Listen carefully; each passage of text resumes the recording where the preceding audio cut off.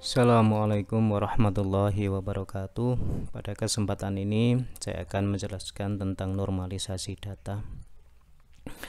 Normalisasi data ini merupakan teknik dalam logical design, sebuah basis data yang mengelompokkan atribut dari suatu relasi sehingga membentuk struktur data relasi yang baik tanpa redundansi atau perulangan. Normalisasi merupakan proses pembentukan struktur basis data sehingga sebagian besar ambiguity bisa dihilangkan.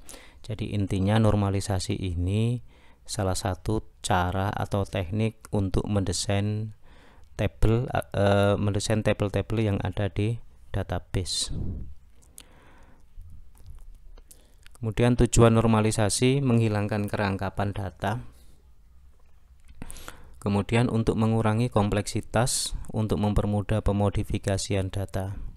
Selanjutnya proses normalisasi ini data diuraikan dalam bentuk tabel ya. Misalnya kita memperoleh sumber data dari kwitansi misalnya atau faktur ya.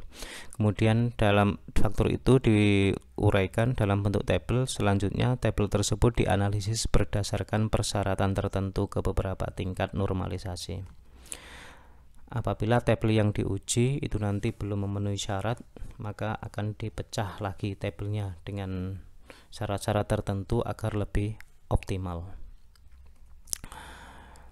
Tahapan normalisasi ada 5 ya, 1 sampai 5. Kemudian biasanya pada tingkat normalisasi ketiga atau BCNF itu sudah cukup dan memadai, sudah menghasilkan tabel-tabel yang berkualitas baik.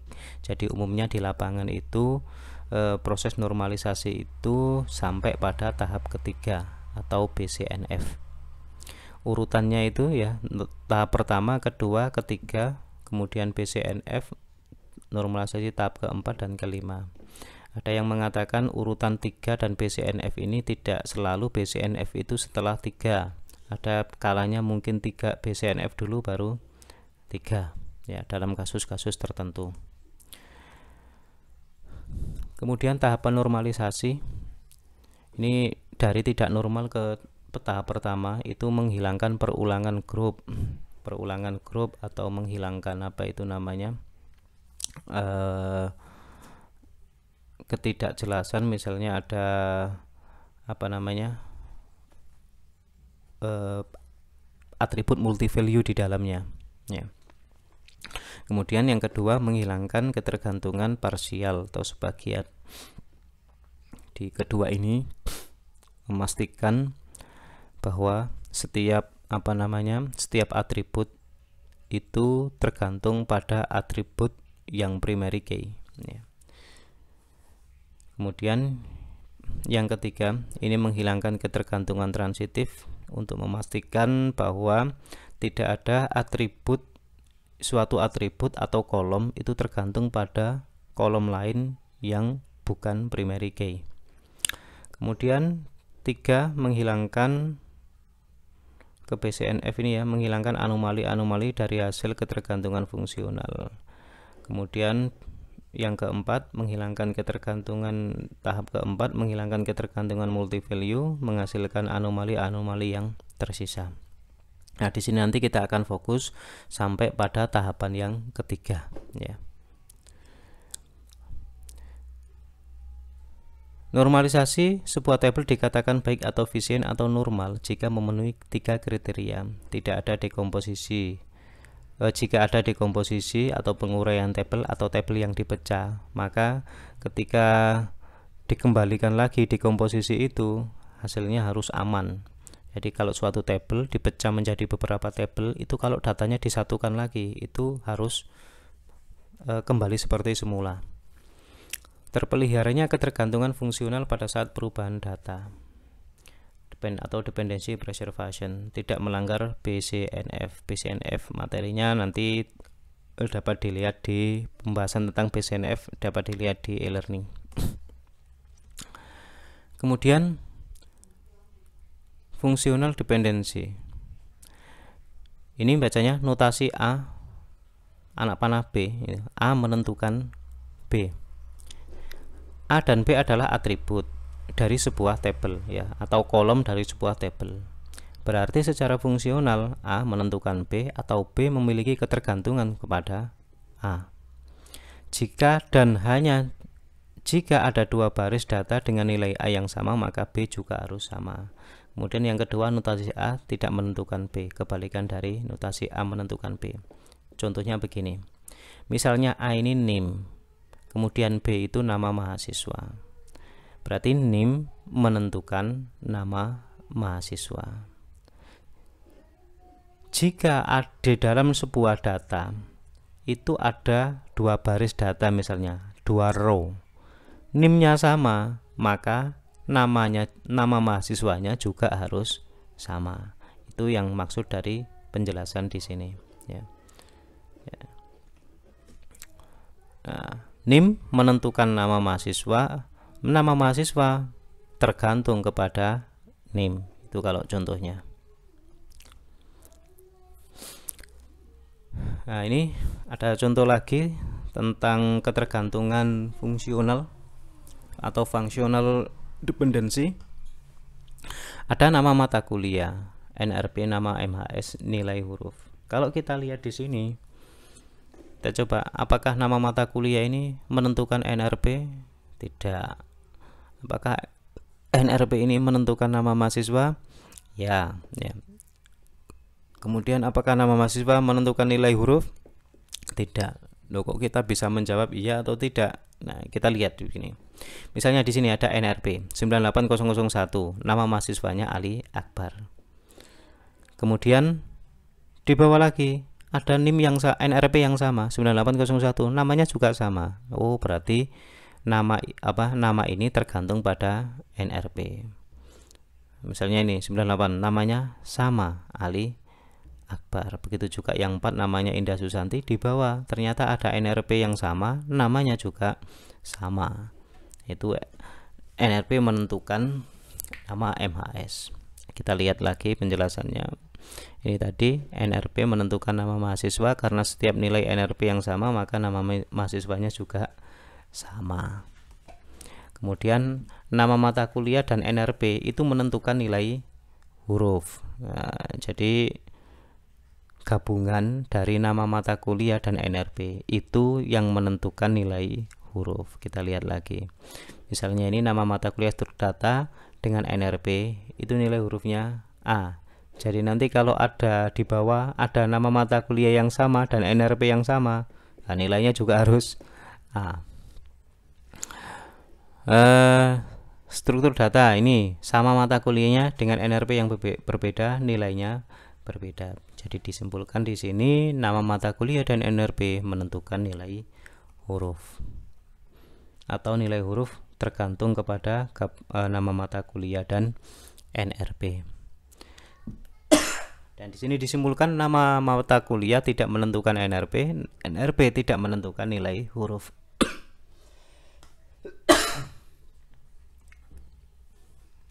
Oke, kita masuk kepada normalisasi tahap pertama. Aturannya tidak adanya atribut multivalue atau atribut komposit atau kombinasinya, ya, atau grouping. Yang kedua, mendefinisikan atribut kunci. Yang ketiga, setiap atribut dalam tabel tersebut harus bernilai atomik, tidak dapat dibagi-bagi lagi. Oke, kita coba lihat contohnya. Di sini contohnya ada data NRP, kemudian nama, kemudian hobi. Wah, itu hobinya banyak, sepak bola, membaca komik, berenang. Itu berarti multi value. Atau kalau ini dipecah menjadi seperti ini, atribut NRP ada hobi 1, hobi 2, hobi 3. Bagaimana kalau ada yang hobi 4? Nah, itu kan kacau jadinya. Sehingga tabel-tabel di atas tidak memenuhi syarat 1 NF. Kenapa? Ada multi value. Namun, ini kebetulan di materi ini contohnya hobi. Sebenarnya hobi itu dalam kasus tertentu, kalau memang hobi itu sudah ditentukan, misalnya kita membatasi hobi yang bisa dimasukkan itu ada 4, sepak bola, membaca komik, berenang, dan memasak misalnya. Itu bisa ditaruh untuk MySQL itu menyediakan data tipe set, dimana di situ tipe set itu sudah ada data ketentuan datanya, tinggal memilih 1 atau 2. Ya, itu apakah itu nanti termasuk multi value? Tidak, karena tersimpan maksudnya begini, karena dalam proses memodifikasian itu masih memungkinkan mudah ya, bisa dengan mudah dimodifikasi, diupdate ya dengan struktur data tipe set. Nah, cuman kasus ini kebetulan contohnya ya, kita contoh saja, anggap saja hobi ini tidak terbatas sehingga tidak memungkinkan untuk dibuat data tipe set. Terus harusnya bagaimana? Ya, harusnya dari data ini, misalnya NRP nama hobi, itu dibuat seperti ini. Jadi ya satu saja nilainya. NRP nama hobinya sepak bola, NRP Heru Susanto membaca komik, ya, Heru Susanto hobi berenang, dan seterusnya. Intinya dipecah lagi menjadi satu data atau atomik tadi ya.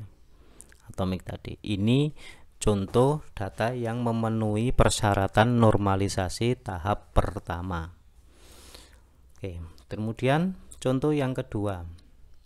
Aturannya sudah memenuhi dalam bentuk normal pertama, semua atribut bukan kunci hanya boleh bergantung pada atribut kunci. Jadi diingat-ingat di sini atribut yang bukan kunci hanya boleh tergantung pada atribut kunci. Jika ada ketergantungan parsial, maka atribut tersebut harus dipisah pada tabel yang lain. Ada dua ketergantungan, ada dua primary key misalnya, harus dipisah pada tabel yang lain. Perlu ada tabel penghubung ataupun kehadiran foreign key bagi atribut-atribut yang telah dipisahkan tadi. Oke, kita coba misalnya kasusnya ini. Ada sebuah tabel ini sudah, anggap saja sudah normal pertama meskipun tidak ada datanya, headernya saja. Mahasiswa NRP, mahasiswa nama, mahasiswa alamat, ada kode MK, nama MK, SKS, nilai huruf. Kita lihat NRP ini menentukan nama mahasiswa atau nama mahasiswa tergantung pada NRP. Kemudian NRP juga menentukan mahasiswa alamat. Kemudian NRP tidak menentukan kode. Nah, di sini ada kode mata kuliah. MK kode ini menentukan nama MK, menentukan kode juga menentukan SKS. Apakah kode ini menentukan nilai huruf? Tidak, nilai huruf ini tidak ditentukan tidak tergantung pada kode mata kuliah. Nah, kita lihat di sini.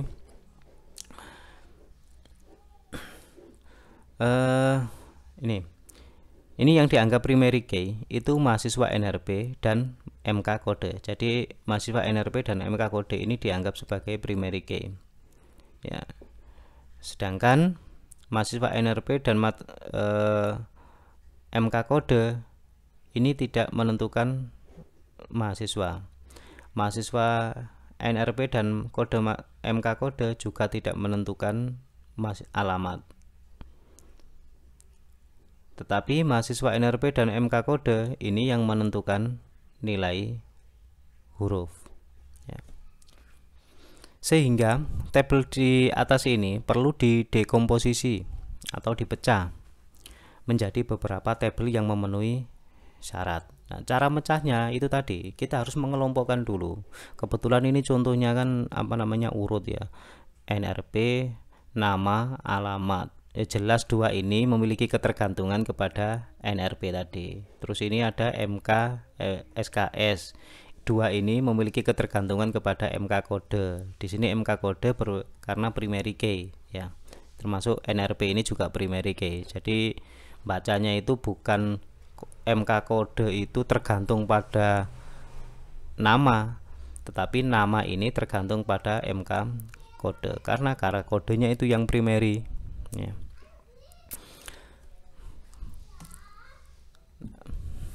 Nah, ini tadi lanjutannya.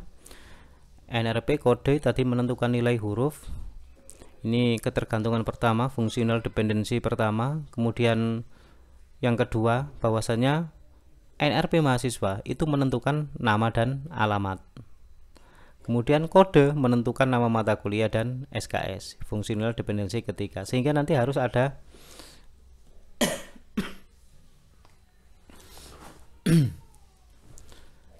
pemecahan ini ya, pemecahan.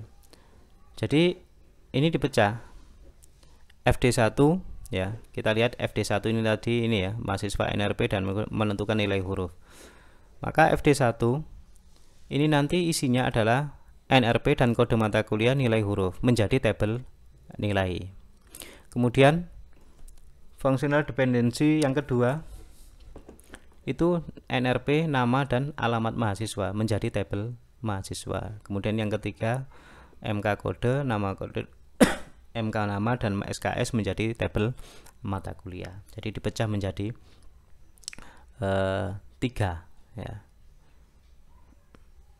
Nah, ini apa namanya? Contoh dari normalisasi tahap kedua. Berikutnya normalisasi tahap ketiga sudah berada di dalam normal form. Saya ulangi, saya kembali kedua. Saya menekankan di sini. Di sini harus dipastikan ya. Kembali lagi di normalisasi tahap kedua ini harus dipastikan bahwasannya atribut-atribut yang ada itu memiliki ketergantungan kepada apa namanya? Atribut primary key ya, primary key.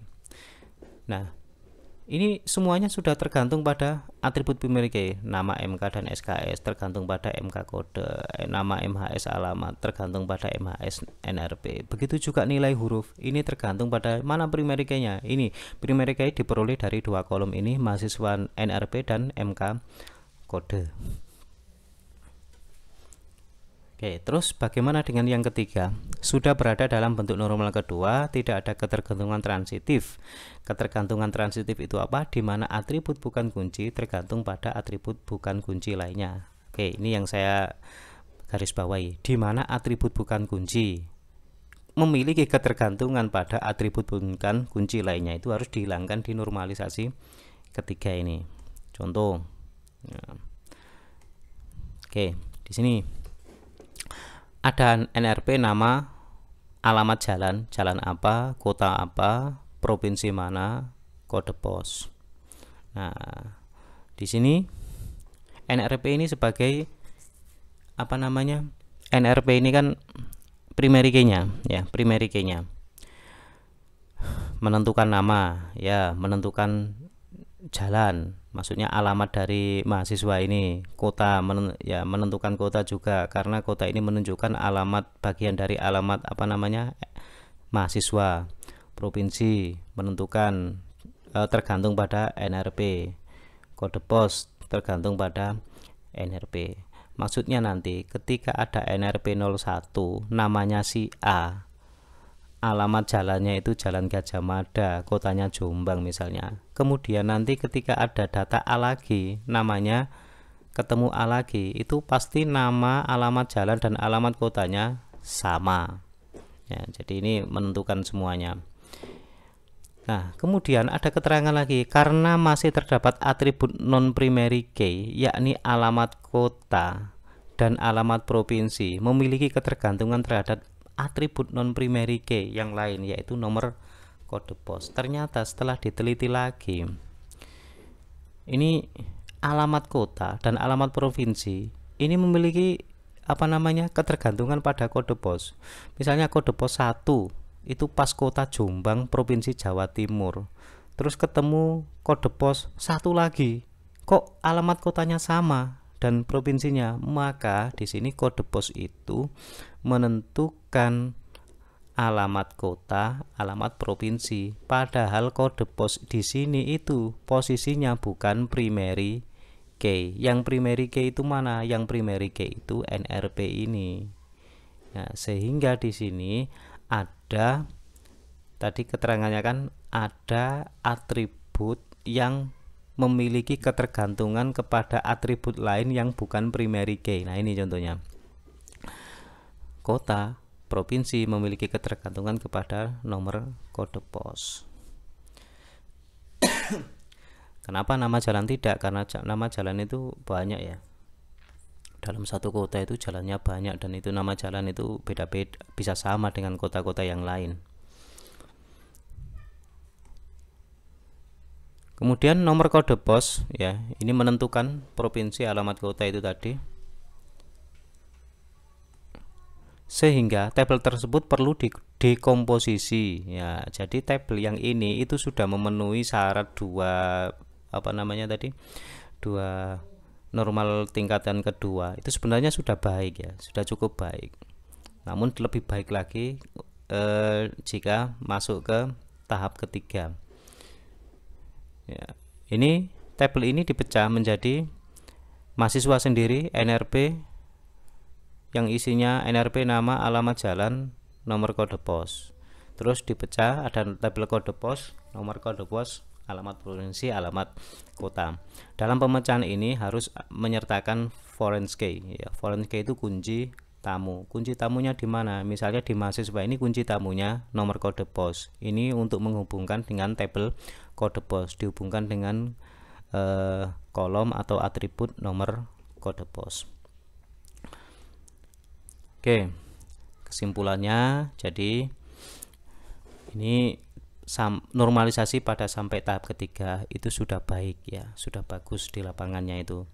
Dimana mulai dari sumber data itu bisa berupa berkas-berkas, misalnya kita melihat laporan, melihat itu tadi yang saya contohkan, faktur atau kwitansi pembayaran, nota pembayaran, nota itu ya, kalau kita beli sesuatu ada notanya. Terus kemudian diubah ke format table. Nah, kemudian di format table itu menunjukkan UNF. UNF itu anormal, belum normal ya, anormal UNF. Setelah itu dipisahkan atribut yang nilainya tidak tunggal. Nah, ini kemudian dibuat normal tahap pertama. Pada normal pertama itu memastikan bahwasanya isinya atribut itu tunggal, tidak multi value. Kemudian setelah itu yang kedua, pisahkan ketergantungan parsial. Jadi misalnya di dalam tabel itu memungkinkan ada dua primary key yang memiliki menentukan beberapa kolom yang ada, itu harus dipisahkan menjadi dua tabel ya, atau terlihat ya, maksudnya ketergantungan parsial itu kan sebagian. Jadi kalau ada dua primary key atau lebih ya, masing-masing primary key itu nanti harus dipisahkan. Kemudian pisahkan ketergantungan transitif yang terakhir tadi. Oke, di sini ada contoh. Oke, ini saya berikan contoh di ini yang lain aja ya. Maksudnya bentuknya seperti ini. Oke, misalnya di sini ada sumber data. Sumber data ini dalam bentuk ada report 1 dan report 2. Ada nomor proyek NP001, nama proyek tol. Terus ini pengelolanya, ada nomor pegawai, nama pegawai, golongan, besar gaji. Terus yang ini ada bukti yang kedua, data yang kedua. Kemudian kita sumber data ini harus dibuat dalam bentuk tabel yang belum normal ya. Tidak normal itu seperti ini. Contohnya di sini ada dua data, dua row.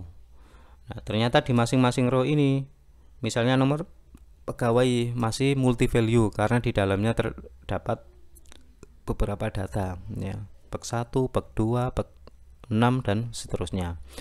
Kita langkah yang pertama di sini kita harus mengkonversi menjadi normal pertama. Bagaimana caranya? Ini kita copy dulu. Ini tidak seperti ini.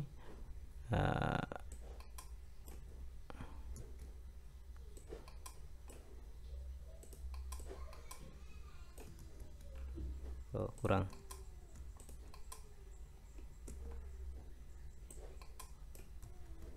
Kemudian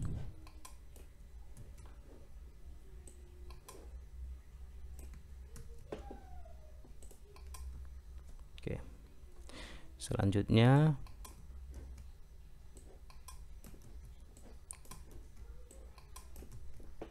oke, nah ini dengan dikonversi seperti ini sudah memenuhi syarat normal pertama. Kemudian normal kedua.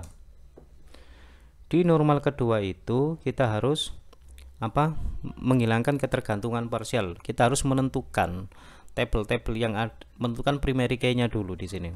Misalnya di sini ada nomor proyek. Ini memasukkan primary key-nya ya. Primary key yang pertama. Saya tandai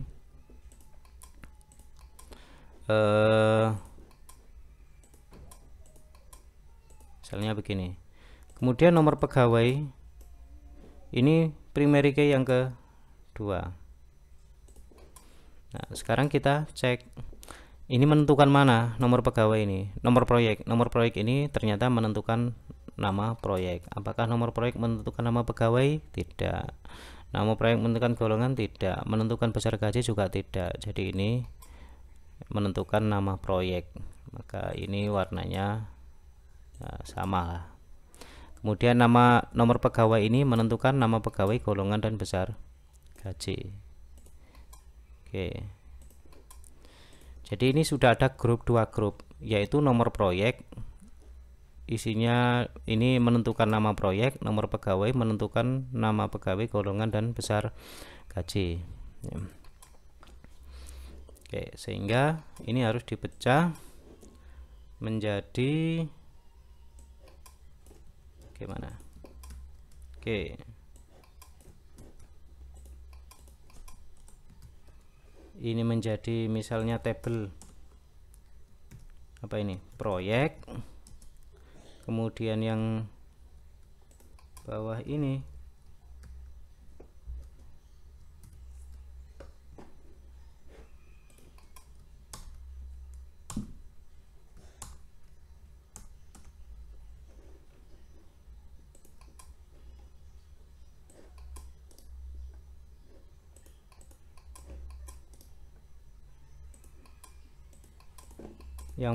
menjadi tabel pegawai. Nah, kemudian di sini ini kelebihan ya. Salah ya. Ini salah ngopi.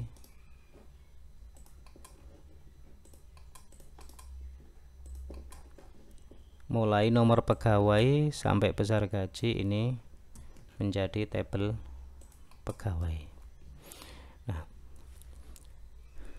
di sini ini harus dibuang data yang sama ya.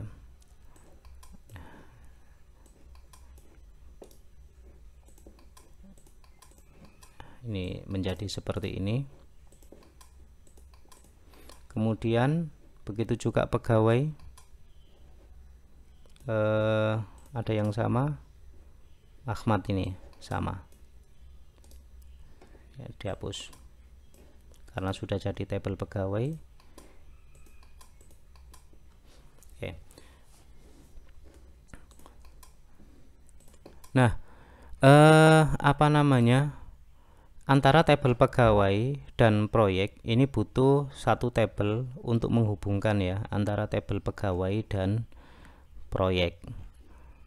Nah, sehingga di sini butuh tabel lagi. Karena apa? Karena di sini kalau melihat isinya itu satu proyek itu bisa dikerjakan beberapa pegawai dan satu pegawai bisa mengerjakan beberapa proyek. Contohnya ini Ahmad, pegawai Ahmad ini bisa mengerjakan proyek tol, juga bisa mengerjakan proyek Pemda.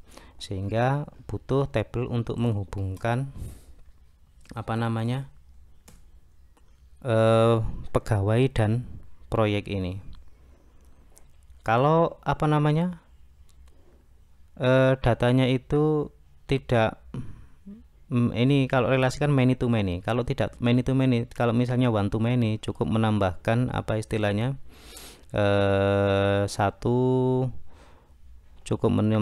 foreign key ya, foreign key, kunci tamu pada salah satu tabel yang yang many ya. Tabel yang di posisi many-nya. Oke, jadi ini ada tabel proyek pegawai. Isinya apa? Ya isinya minimal primary key dari masing-masing tabel. Sehingga ini kalau di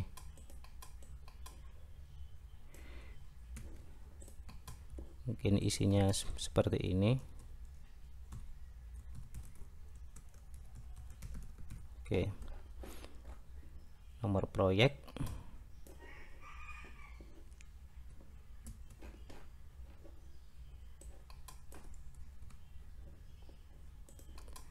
itu 2 3 4 5 6.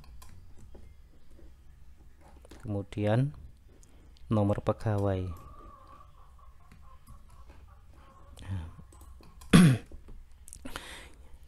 Isinya seperti ini ya. Jadi di sini ada proyek pegawai. Ini adalah bentuk normalisasi tahap kedua.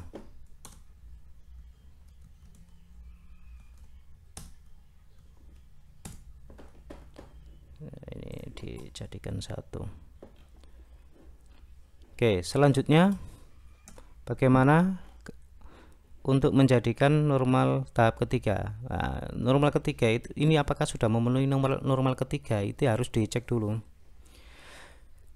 Di sini kalau kita lihat proyek, nomor proyek dan nama proyek ini sudah memenuhi tahap ketiga. Kenapa?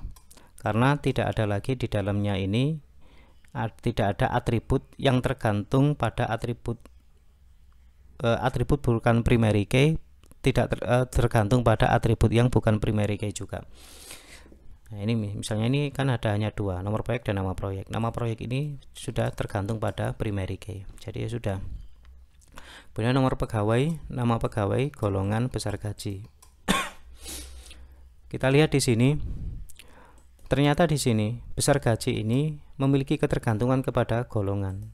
Lo kok tahu kalau besar gaji ini memiliki ketergantungan ke golongan? Ya kita lihat kalau A di sini ternyata 1 juta, ketemu misalnya B 900.000, ketemu golongan B lagi dengan nama yang berbeda, ketemu 900, sama ternyata. Oh berarti besar gaji ini tergantung pada golongan.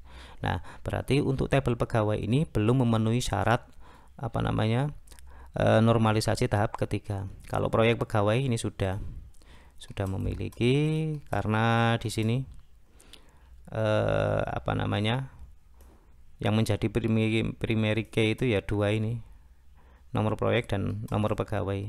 Ini tidak mungkin nanti ada yang sama antara nomor proyek dan nomor pegawai. Misalnya NP001, PG PEG 01, maka di bawah nanti tidak akan ada sama NP001 dan PEG 01.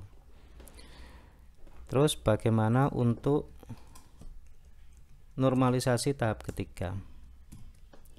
Maka ini copy semua, jadinya seperti ya, kita taruh di halaman lain, jadinya seperti ini ya. Ini pegawai ini harus dipecah. Nah pegawai ini harus dipecah, yaitu tabel golongan ini. Nah ada tabel golongan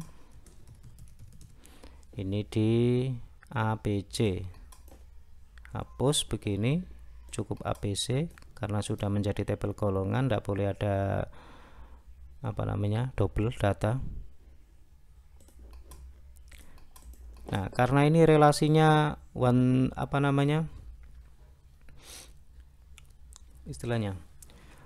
to many, satu pegawai itu satu golongan, sedangkan satu golongan bisa dimiliki oleh beberapa pegawai ya. Jadi di sini akhirnya di sini harus membuat foreign key, kunci tamunya ya. Kunci tamu ini nomor golongan. Wah nomor golongannya apa tadi?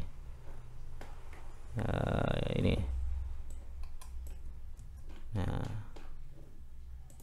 nah seperti ini. Jadi harus dipecah seperti ini, sehingga di sini jelas sudah tidak ada, tabel pegawai ini sudah tidak ada atribut atau kolom yang bukan primary key memiliki ketergantungan pada atribut lain yang bukan primary key juga. Nah, golongan ini sudah, ini ya tergantung ke nomor pegawai, nama pegawai sama tergantung pada nomor pegawai. Di sini golongan besar gaji itu tergantung pada golongan. Oke, jadi ini contoh normalisasi sampai pada tahap ketiga. Demikian kurang lebihnya penjelasan ini, saya mohon maaf. Saya akhiri dulu. Assalamualaikum warahmatullahi wabarakatuh.